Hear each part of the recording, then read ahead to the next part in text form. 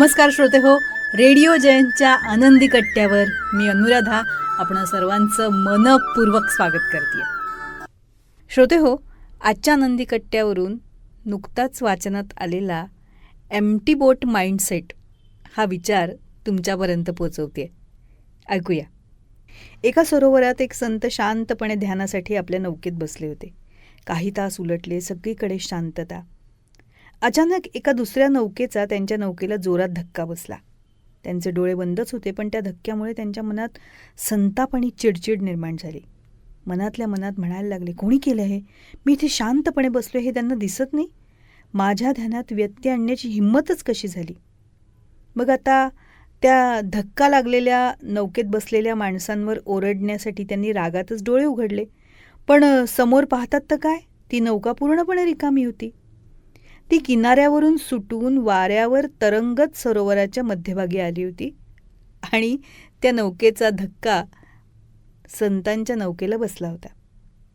आता ती नौका रिकामी बघताच त्यांचा राग आणि वैताग कुठल्या कुठे पळून गेला. शेवटी रिकाम्या नौकेवर रागवणार कसं ना?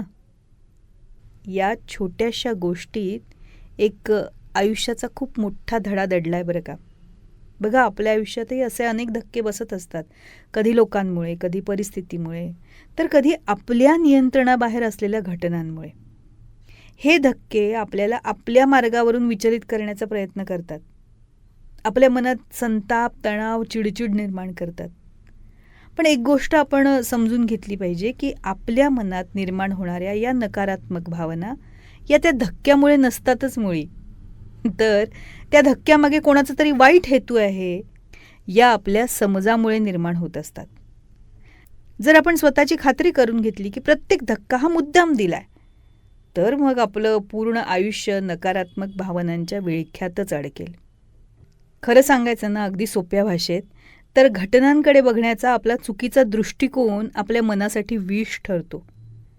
रिकाम्या नौकेची विचारसरणी आपल्याला हीच आठवण करून देते की आयुष्यात बसणारे जे काही बहुतेक धक्के ते रिकाम्या नौकेसारखे असतात. त्यामागे काही कोणाचा वाईट हेतू नसतो किंवा कोणालाही आपल्याला त्रास द्यायचा नसतो. त्या केवळ आपल्या आयुष्यात घडणाऱ्या अनपेक्षित घटना असतात. जेव्हा आपण हा विचार स्वीकारतो ना, तेव्हा आपल्या जीवनाच्या नौकेचं नियंत्रण पुन्हा आपल्या हातात येतं. आपण छोट्या घटनांनी डगमगत नाही, तर एका अनुभवी प्रवाशासारखं प्रत्येक परिस्थितीशी जुळवून घ्यायला शिकतो. मग आता पुढे ज्यावेळी तुम्हाला राग येईल किंवा तुमचं मन अस्वस्थ होईल, तेव्हा स्वतःला फक्त एक साधा प्रश्न विचारायचा आहे, मी एखाद्या रिकाम्या नौकेवर तर रागवत नाही आहे ना?